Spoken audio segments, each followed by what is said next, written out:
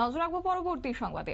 All Tripura astrologer অ্যাসোসিয়েশনের বাৎসরিক সাধারণ সভার আয়োজন করা হয়েছে আজ আগরতলা প্রেস ক্লাবে, যেখানে উপস্থিত ছিলেন জগন্নাথ মন্দিরের মহারাজ ভক্তি কমল মহারাজ এবং সে সঙ্গে সাংবাদিক অমিত ভৌমিক, পাশাপাশি president Nantu Chandra Saha, vice president কবিতা দেবনাথ, এটি এর সেক্রেটারি শঙ্কর মজুমদার, কোষাধ্যক্ষ সঞ্জীব দে সহ অন্যান্যরা। কি রয়েছে বক্তব্য শুনুন। একটি অল ত্রিপুরা অ্যাস্ট্রোলজার অ্যাসোসিয়েশনের তরফ থেকে আমাদের আজকে 15তম বার্ষিক সম্মেলন হচ্ছে।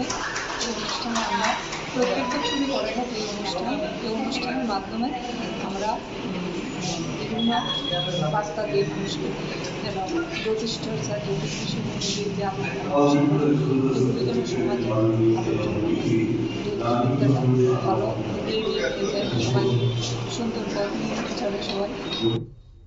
আপনারা শুনলেন ওনার বক্তব্য। অবশ্য 15তম তাদের বাৎসরিক সাধারণ সভার আয়োজন করা হয়েছে আগরতলা প্রেস ক্লাবে এবং এই সভাকে কেন্দ্র করে সংগঠনের সদস্য এবং সদস্যদের উপস্থিতি ছিল লক্ষণীয়। নিয়ে নিচ্ছে ছোট্ট একটি বিজ্ঞাপন বিরতির সঙ্গে থাকুন।